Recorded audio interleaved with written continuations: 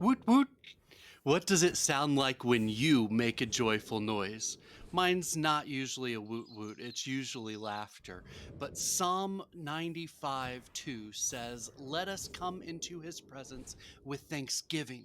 Let us make a joyful noise to him with song of praise."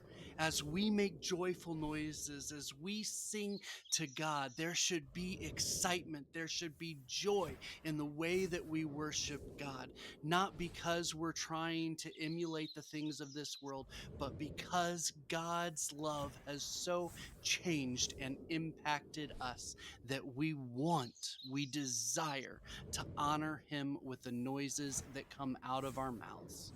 Like and follow so you don't miss a single daily Bible with Dan. This has been Psalm 95 2. God bless.